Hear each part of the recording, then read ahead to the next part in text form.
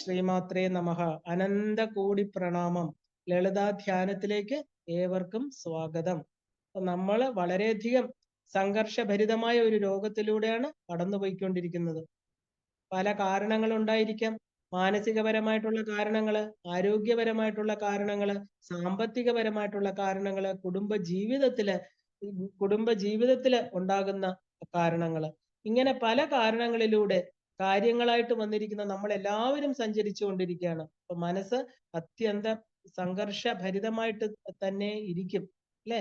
ശാശ്വതമായിരിക്കുന്ന ആനന്ദ സ്വരൂപങ്ങളായിരിക്കുന്ന നമ്മള് ആ പറയപ്പെടുന്ന ആനന്ദം ജീവിതത്തിൽ ഒരിക്കൽ പോലും അറിയാതെ കടന്നു പോകുന്നവരാണ് ഭൂരിപക്ഷം പേരും.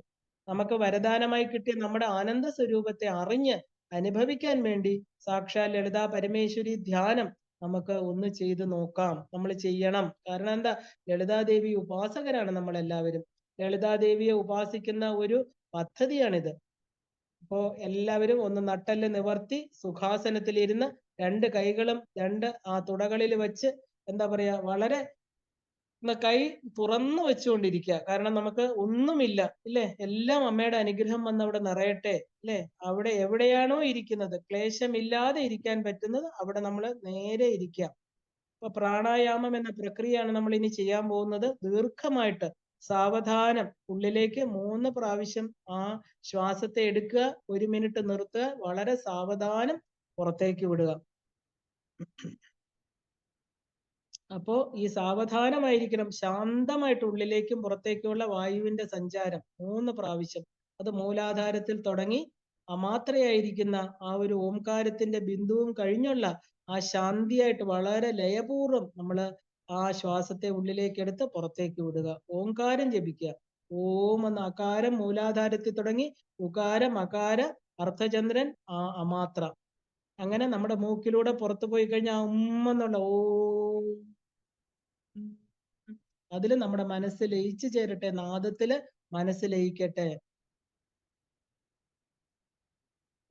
ഇനി സങ്കല്പം ചെയ്യാം നമുക്ക്. സങ്കല്പം എന്ന് പറഞ്ഞാൽ നിങ്ങൾക്ക് എല്ലാവർക്കും അറിയാം. ഇടത് കൈ വലത് തൊടയിൽ വെച്ച് വലത് കൈ കൊണ്ട് അടച്ചു പിടിച്ച് നമ്മൾ സങ്കല്പം ചെയ്യണം. എന്താണ് സങ്കല്പം? എല്ലാം ഭാവന ഉപനിഷത്ത് പറയണു, സങ്കല്പമാണ് യാഥാർത്ഥ്യമായിട്ട് തീരുന്നത്. ആ സങ്കല്പം എന്താണ് നമ്മളിപ്പോ ചെയ്യാൻ പോകുന്നത്? ഇല്ലെങ്കിൽ അങ്ങനെ ചെയ്യാൻ അറിഞ്ഞുകൂടാത്തവര് കൈ കൂപ്പിക്കൊണ്ട് നമ്മൾ എങ്ങനെയാണോ ആ ഒരു കൈ കൂപ്പി അമ്മയെ തൊഴുന്നത്, അതുപോലെ 2 കൈയും ചേർത്ത് പിടിച്ച്, വലത് കൈ ശിവനായിട്ടും ഇടത് കൈ ശക്തിയായിട്ടും ധ്യാനിച്ചുകൊണ്ട് 2 കൈയും ചേർത്ത് പിടിച്ച് ശിവശക്തി ഐക്യരൂപിണിയായിട്ട് കണ്ടുകൊണ്ട് അങ്ങനെയും ചെയ്യാം നമുക്ക്. സാധാരണ ഒരു പരമ്പരയുടെ ധ്യാനം എന്ന് പറയുന്നത് ഇടത് കൈ തുറന്ന് വലത് തൊടയിൽ വെച്ച് വലത് കൈ കൊണ്ട് അടച്ചു പിടിക്കുന്നതാണ് സാധാരണഗതിയിൽ സങ്കല്പം ചെയ്യാം. അക്ഷതം പൂവൊക്കെ വെക്കും. നമ്മളിപ്പോ അതൊന്നും ചെയ്യുന്നില്ല, മാനസിക ധ്യാനമാണ് ചെയ്യുന്നത്. എന്നിട്ട് എന്ത് വേണം? ആ ഓം ഇതി ലളിതാ ത്രിപുര സുന്ദരി പ്രീത്യർത്ഥം ഞാൻ പറയുന്നത് നിങ്ങളെ കൂടെ മനസ്സിൽ, എന്റെ കൂടെ മനസ്സിൽ പറഞ്ഞു വന്നാൽ മതി.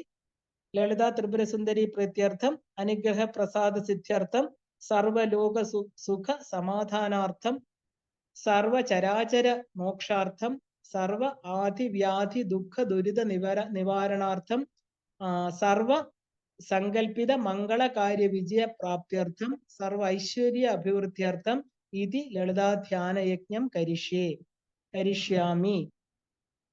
ഭൂമി തൊട്ട് വന്ദിക്കുക. അമ്മ പ്രപഞ്ചമാണ്. ഭൂമിയെ തൊട്ട് എപ്പോഴും വന്ദിക്കുക. ഭൂമി നമ്മുടെ അമ്മയാണ്. ഇനി എന്താ പറയാ, ശ്രദ്ധയോടുകൂടി ഈ ഞാൻ പറയുന്ന വാക്കുകളിൽ മാത്രം ശ്രദ്ധ കേന്ദ്രീകരിക്കുക. നമ്മൾ ഈ ശരീരത്തിലേക്ക് വന്നതിന് ഏറ്റവും കൂടുതൽ കടപ്പെട്ടിരിക്കുന്നത് നമ്മുടെ അമ്മയും അച്ഛനുമാണ്. അപ്പൊ അവർ നമ്മുടെ കൂടെ ഉണ്ടായിരിക്കാം, ചിലപ്പോൾ ഇല്ലായിരിക്കാം, ചിലപ്പോൾ ദൂരെ ആയിരിക്കാം, ഇല്ലെങ്കിൽ മറ്റേതോ ലോകത്തേക്ക് പോയി കാണും, അല്ലെ? എന്നാലും നമുക്ക് ഈ ശരീരം തന്നവരായിരിക്കുന്ന അവരുടെ അനുഗ്രഹത്തിനായിട്ട് മനസ്സർപ്പിച്ച് പ്രാർത്ഥിക്കുക. സ്വന്തം അച്ഛനും അമ്മയും, ശരീരം എന്ന അമ്മയും പ്രാണൻ എന്ന അച്ഛനും നമ്മുടെ കൂടെ സദാ ഉണ്ട്, ഇല്ലേ? ഇത് രണ്ടും ഇല്ലെങ്കിൽ നമ്മളില്ല. അതുകൊണ്ട് അവരോട് വാക്കുകൊണ്ടോ മനസ്സുകൊണ്ടോ പ്രവൃത്തി കൊണ്ടോ എന്തെങ്കിലും വിഷമങ്ങള് വന്നു ചേർന്നിട്ടുണ്ടെങ്കിൽ ക്ഷമിച്ച്, അറിയാതെ ചെയ്തു പോയതാണ്, അതിനെ ക്ഷമിച്ച് എനിക്ക് മാപ്പ് തരണേന്ന്, അനുഗ്രഹിക്കണേ എന്ന് പറയുക. അച്ഛനമ്മമാരുടെ അനുഗ്രഹം ഇല്ലെങ്കിൽ പൂർണ്ണതയില്ല ഒരിക്കലും. അതുകൊണ്ട് അതിനുവേണ്ടി ആത്മാർത്ഥമായിട്ട് നമ്മൾ പ്രാർത്ഥിക്കുക. എത്ര വലിയ തെറ്റുകൾ ചെയ്താലും അപരാധങ്ങൾ ഏറ്റുപറഞ്ഞാൽ ക്ഷമിക്കാത്ത അമ്മയില്ല, അച്ഛനുമില്ല, അല്ലേ? അപ്പൊ അമ്മയും അച്ഛനും നമ്മുടെ തൊട്ടു മുന്നിൽ വന്ന് നിന്ന് നമ്മുടെ തലയിൽ കൈവച്ച് അനുഗ്രഹിക്കുന്നതായിട്ട് ഭാവന ചെയ്യാം.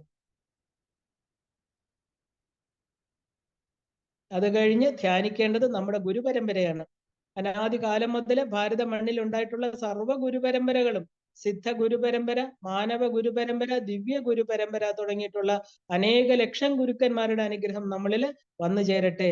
സദാശിവനിൽ തുടങ്ങി ആരംഭിച്ച് സ്വഗുരുവിന്റെ ആ അടുത്തെത്തി നിൽക്കുന്ന നമ്മുടെ ഗുരുപരമ്പര, ആ ഗുരുപരമ്പരയുടെ അനുഗ്രഹം എപ്പോഴും ഉണ്ടാകട്ടെ. സകല വിഘ്നങ്ങളും മാറ്റി നമ്മളെ അനുഗ്രഹിക്കട്ടെ. അപ്പൊ ഗുരുപരമ്പരയുടെ കാലില് വന്ദിച്ചുകൊണ്ട് നമ്മൾ അടുത്തതായിട്ട് ഗണപതിയെ പ്രാർത്ഥിക്കുകയാണ്. ഏത് പരമ്പരയിലും ഗണപതിയുടെ പ്രാർത്ഥന കൂടാതെ നമുക്ക് ഒരു ധ്യാനവും ചെയ്യാൻ പറ്റില്ല. അപ്പൊ പൂർണ്ണമായിരിക്കുന്ന എല്ലാ വിഘ്നങ്ങളെയും നമ്മളെ പൂർണ്ണതയിൽ എത്തിക്കാൻ ആ അമ്മയെ മുകളിലേക്ക് കൊണ്ടുപോകാൻ സഹായിക്കുന്ന വിഘ്നേശ്വരനെ നമസ്കരിച്ചുകൊണ്ട്, ഗണപതി ഭഗവാനെ നമസ്കരിച്ചുകൊണ്ട് ഭഗവാനെ ഒന്ന് ധ്യാനിക്കണം. എങ്ങനെയാ ധ്യാനിക്കേണ്ടത്? തുമ്പിക്കയിൽ അമർന്ന പൊൻകലശവും മറ്റുള്ള കൈപത്തിലും നാരങ്ങ ഗദയും ധനുഷശൂലം തഥാ ചക്രവും പിന്നെ പങ്കജമൊട്ട പാശമുടനെ നീലോൽപ്പലം നെല്ലുമായി കൊമ്പും കൊണ്ടരുളും വിനായകൻ എനിക്കേറ്റം തുണയ്ക്കണം. ഇങ്ങനെയാണ് ഭഗവാന്റെ ധ്യാന ശ്ലോകം. എല്ലാ വിഘ്നങ്ങളും തീർക്കുന്ന ലക്ഷ്മി ഗണപതിയാണിത്. ആ ഒരു ഗണപതിയുടെ ധ്യാനം 10 കൈകളോടുകൂടി എല്ലാ വിഘ്നങ്ങളും തീർക്കുന്ന ഭഗവാനെ, ഗണപതിയെ ഓം ഗം ഗണപതയേ നമ എന്ന് പറഞ്ഞ് ഭഗവാന്റെ കാലിൽ നമസ്കരിക്കണം. എൻ്റെ എല്ലാ വിഘ്നങ്ങളും മാറ്റണേ ഭഗവാനെ, അല്ലേ? അത് കഴിഞ്ഞിട്ട് ഭഗവാനെ നമസ്കരിച്ചതിന് ശേഷം കുടുംബ കുലദേവതയെ നമസ്കരിക്കുക. കുടുംബ കുലദേവത എന്ന് പറഞ്ഞാൽ നമ്മൾ ജനിച്ച കുടുംബത്തിൽ ആരാണ്? സാക്ഷാൽ ലളിതാ ത്രിപുര സുന്ദരിയാണോ, ഭദ്രകാളിയാണോ, ആരോ ആയിക്കോട്ടെ, ആ ദേവത എന്നെ അനുഗ്രഹിക്കട്ടെ. നമ്മൾ അതിനെ ഒന്നും അറിഞ്ഞുകൂടെങ്കിൽ ഓം കുലദേവതായി നമ എന്ന് മാത്രം പറഞ്ഞാൽ മതി. ആ അമ്മയുടെ പാദത്തില്, അല്ലെ, നമ്മൾ എന്തെങ്കിലും തെറ്റ് ചെയ്തിട്ടുണ്ടെങ്കിൽ ക്ഷമിക്കണേ അമ്മ, എന്റെ കുലം ച കുലധർമ്മം ച മാംച പാലയ പാലയ എന്ന് പറഞ്ഞ് ഭദ്രകാളിയാണ് കേരളത്തിൽ എല്ലാവരുടെയും കുലദേവതയായിട്ട് കാണപ്പെടുന്നത്. ആ അമ്മയുടെ പാദത്തില്, കൊടുങ്ങല്ലൂർ അമ്മയുടെ പാദത്തില്, ലളിതാ ത്രിപുര സുന്ദരിയുടെ ഭദ്രകാളി ഭാവത്തിൽ കണ്ടുകൊണ്ട് അമ്മയെ നമസ്കരിക്കാം നമുക്ക്. കുലദേവതായി നമ. പിന്നെ ദേശദേവത എന്ന് പറഞ്ഞാൽ നമ്മൾ താമസിക്കുന്ന ദേശത്തെ ദേവത. എവിടെ നമുക്ക് ദേവതകളെ അറിഞ്ഞുകൂടെങ്കിൽ ഓം നമ ശിവായ. നമ്മുടെ ദേശം, എല്ലാ ദേശത്തിന്റെയും അധിപതി ആരാ? സാക്ഷാൽ പരമശിവനാണല്ലേ. ഓം നമ ശിവായ. ഗ്രാമദേവത, നമ്മൾ താമസിക്കുന്നിടത്തെ ഗ്രാമത്തെ ദേവതയെ അറിയില്ല. ഓം പരാശക്തിയെ നമ. നമുക്ക് അച്ഛനും അമ്മയുമാണ് ഈ പ്രപഞ്ചം നിറഞ്ഞു നിൽക്കുന്നത്. രണ്ടുപേരെ നമസ്കരിക്കുക. അത് കഴിഞ്ഞ ശേഷം ഇഷ്ടദേവതയായിട്ട് പ്രത്യേകം വണങ്ങണം. ആരാ നമ്മുടെ ഇഷ്ടദേവത? സാക്ഷാൽ ലളിതാ മഹാത്രിപുര സുന്ദരിയെ നമ.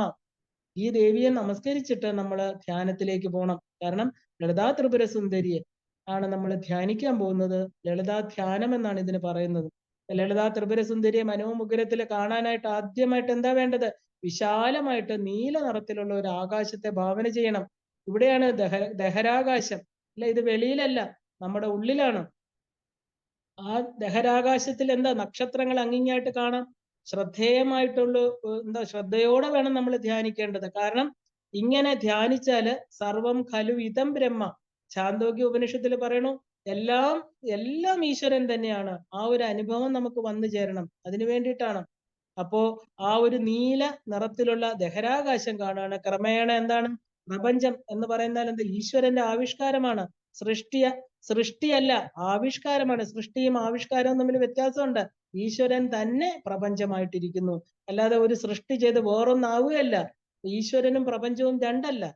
അപ്പൊ നമ്മൾ ഈ ഒരു ദ്വൈതത്തിൽ നിന്ന് എവിടെയാ പോകുന്നത്? അദ്വൈതത്തിലേക്കുള്ള ഒരു പ്രയാണമാണ് ഈ ലളിതാ ധ്യാനം എന്ന് പറയുന്നത്. നമ്മുടെ ഉള്ളില് ഇവിടെ ഭവിച്ച എല്ലാ ഭൂതങ്ങളും, എല്ലാത്തിന്റെയും ഉള്ളില്, ഹൃദയത്തില് ഈശ്വരൻ ഇരിക്കുകയാണ്. അപ്പൊ ആ പ്രകാശ സ്വരൂപമായിട്ട് ഈ ശക്തി ഇരിക്കുന്നത് കൊണ്ടാണ് മറ്റുള്ളവയെല്ലാം നമുക്ക് അനുഭവവേദ്യമാകുന്നത്. കണ്ണിനും കണ്ണായിരിക്കുന്ന ഈ പ്രകാശത്തെയാണ് നമ്മൾ വികസിപ്പിച്ച് എല്ലാത്തിനെയും അതിൽ ലയിപ്പിച്ച് അത് ചുരുങ്ങുമ്പോൾ വീണ്ടും ഈ പ്രപഞ്ചം ആവിഷ്കരിക്കപ്പെടുന്നു എന്ന് പറയുന്നത്. ഇതിനെയാണ് നമ്മൾ സൃഷ്ടി എന്ന് പറയുന്നത്. അങ്ങനെ നമ്മളിലിരിക്കുന്ന ആ ഈശ്വരൻ വികസിച്ചെല്ലാം ആകുന്നു. തിരിച്ച് നമ്മളിൽ ഒതുങ്ങുമ്പോൾ എന്താ പറയുക, കാണപ്പെടുന്ന ചരാചരങ്ങളെല്ലാം തന്നെ പുറത്തേക്ക് വരികയും ചെയ്യുന്നു. അപ്പൊ എന്താണ്? എല്ലാവരും തന്നെ ഈ ഒരു ദേവിയുടെ ആവിഷ്കാരമാണ് എന്നുള്ള ആ തത്വം ഈ ധ്യാനത്തിലൂടെ നമുക്ക് അനുഭവവേദ്യമായിട്ട് തീരണം. ഇത് ആർക്ക് വേണമെങ്കിലും ചെയ്യാം. കാരണം ഇതിന് ഒരു സന്നദ്ധത ഉണ്ടായിരുന്നാൽ മാത്രം മതി. അങ്ങനെ നട്ടല് നിവർത്തിയിരുന്ന് ഇന്ദ്രിയങ്ങളെ നിയന്ത്രിച്ച് നമ്മൾ അകത്തേക്ക് പോവുകയാണ്. കാരണം കണ്ണടച്ച് ശബ്ദം മാത്രം കേട്ടുകൊണ്ടിരിക്കുക. ദീർഘമായിട്ട്, നിശ്ചലമായിട്ട്, നിശബ്ദമായിട്ട് 3 പ്രാവശ്യം വീണ്ടും ശ്വാസോച്ഛ്വാസം ചെയ്യുക. നിശബ്ദമായിരിക്കുക, ശരീരം അനങ്ങാതെ. നമ്മളെ ഒന്നും ശബ്ദങ്ങളൊന്നും നമ്മളെ എന്താ പറയാ അലോരസപ്പെടുത്താതെ ഹൃദയത്തില് ശ്രദ്ധയെല്ലാം ഹൃദയപത്മത്തില്, ഹൃദയ പത്മ കർണികാമധ്യത്തിലേക്ക് കൊണ്ടുവരണം. അവിടെ അത്യുജ്വല പ്രകാശം ചൊരിഞ്ഞുകൊണ്ടിരിക്കുന്ന പ്രകാശരൂപിണിയായിരിക്കുന്ന മഹാദേവിയെ ഒരു ബിന്ദുവായിട്ട് കാണുക. ഇനി ദേവിയെ രൂപത്തിൽ കാണാൻ ആഗ്രഹിക്കുന്നവരെന്താ വേണ്ടത്? ആ ചുവപ്പ് കലർന്ന സ്വർണ്ണ പ്രകാശം കാണണം. ദേവിയുടെ മനോഹരമായിരിക്കുന്ന ഈ ധ്യാന രൂപം എന്താണ്? രൂപത്തോടു കൂടിയ ധ്യാനം. ഏത് ചെയ്താലും ഒരേ ഫലം തന്നെയാണ്. അപ്പൊ നമുക്ക് ദേവിയെ രൂപത്തിൽ കാണണം എന്നുള്ളവർക്ക് എന്താ വേണ്ടത്? അമ്മേ, ആ ബിന്ദുവിനകത്ത് ചുവപ്പ് കലർന്ന സ്വർണ്ണ പ്രകാശം കാണണം. അതിനുള്ളിൽ ദേവിയുടെ മനോഹരമായിരിക്കണം മന്ദഹാസം, നീണ്ടു വിടർന്ന കണ്ണുകള്, വളഞ്ഞ പുരികക്കൊടികള്, അഷ്ടമീ ചന്ദ്രനെ പോലെയുള്ള നെറ്റിത്തടം, ആ തിരുനെറ്റിയിലെ തിലകക്കുറി, തിളങ്ങുന്ന കവിൾത്തടം, നവരത്നങ്ങൾ പതിച്ച കിരീടം, അഷ്ടമീ ചന്ദ്രന്റെ കല, നമ്മളെ നോക്കി പുഞ്ചിരിക്കുന്ന ആ ശുദ്ധ വിദ്യയാകുന്ന ദന്തനിര, നാസാഭരണങ്ങള്, സൂര്യചന്ദ്രന്മാരാകുന്ന താടകങ്ങള്, കാമേശ്വരന്റെ പ്രേമചിഹ്നമായിരിക്കുന്ന മംഗളസൂത്രം, കയ്യില് കേയൂരങ്ങള്, അരക്കെട്ടിലെ ഉദ്യാനത്തിലിരിക്കുന്ന മണികള്, അമ്മയോട് ചേർന്നിരിക്കുന്നു ആ മണികളെല്ലാം തന്നെ. കാരണം അമ്മ എന്നെ വിട്ടു പോവല്ലേ, ഞങ്ങൾ അമ്മയെ വിട്ടു പോവില്ല എന്നുള്ള ഭാവത്തില് ഭക്തരുടെ മനസ്സുപോലെ ആ മണികളെല്ലാം അമ്മയുടെ ഉദരത്തിൽ ചേർന്നിരിക്കുകയാണ്. തിളങ്ങുന്ന നഖങ്ങളോടുകൂടിയ പാദപത്മങ്ങള്, ആ ചുവപ്പും മഞ്ഞയും കലർന്ന വസ്ത്രം ധരിച്ച അതീവ മനോഹരിയായിരിക്കുന്ന സർവാഭരണ ഭൂഷിതയായിരിക്കുന്ന ഒരു ശില്പം പോലെ, മനോഹര ശില്പം പോലെ, മഹാലാവണ്യ ശേവതി അല്ലെ, ആ സാക്ഷാൽ ലളിതാ പരമേശ്വരിയെ നമ്മുടെ ഉള്ളില് ചിന്താമണി ഗൃഹത്തിൽ ഈ ചുവന്ന ബിന്ദുവിൽ, ഈ ചെറിയ ബിന്ദു പ്രകാശത്തിനുള്ളിൽ കണ്ട് നമ്മുടെ ഇഷ്ടദേവതയെ നമസ്കരിക്കാം. ഇതിനെയാണ് നമ്മൾ രൂപധ്യാനം എന്ന് പറയുന്നത്. ഇത് രൂപധ്യാനം ആഗ്രഹമുള്ളവർക്ക് ഇത് ചെയ്യാം.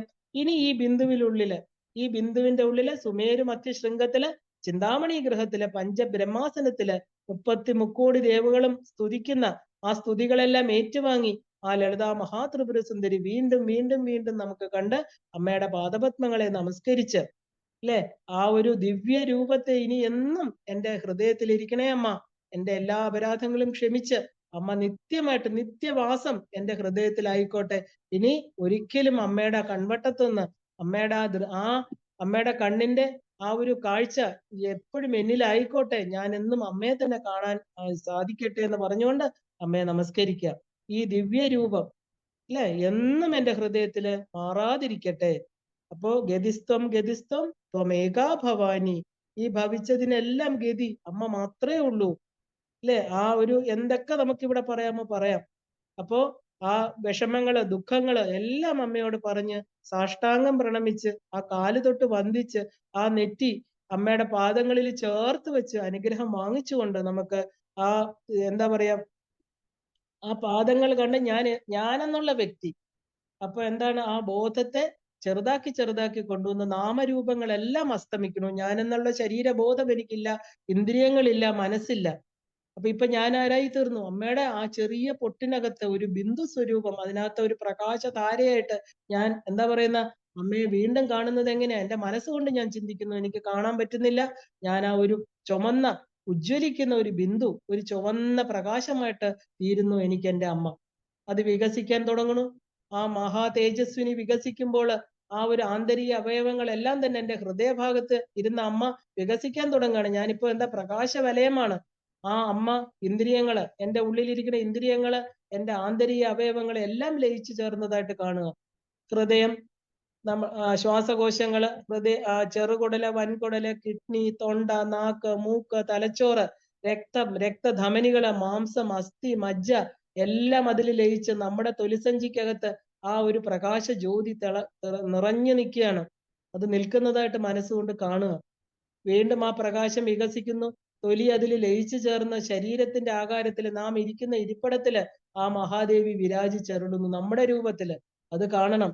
അത് വികസിക്കുമ്പോൾ വീണ്ടും അതിന് എന്താ പറയാ, അതിന്റെ മുകളിലും താഴെയും സൈഡിലും ഉള്ളതെല്ലാം ലയിച്ചു ചേർന്ന് ഈ ഹാളിലിരിക്കുന്ന നമ്മളിരിക്കുന്ന മുറിയിലുള്ള എല്ലാം അതിൽ ലയിച്ചു ചേർന്ന് ആ ഇരിപ്പിടത്തെ വിട്ട് ചുറ്റുപാട് നമ്മൾ താമസിക്കുന്ന നഗരം, നഗരവാസികള്, സസ്യലതാദികള്, പക്ഷിമൃഗാദികള്, സകല സ്ഥാവര ജംഗമ വസ്തുക്കള് എല്ലാം തന്നെ അതിൽ ലയിച്ചു ചേർന്ന് അതങ്ങനെ വീണ്ടും വീണ്ടും വികസിക്കുകയാണ്.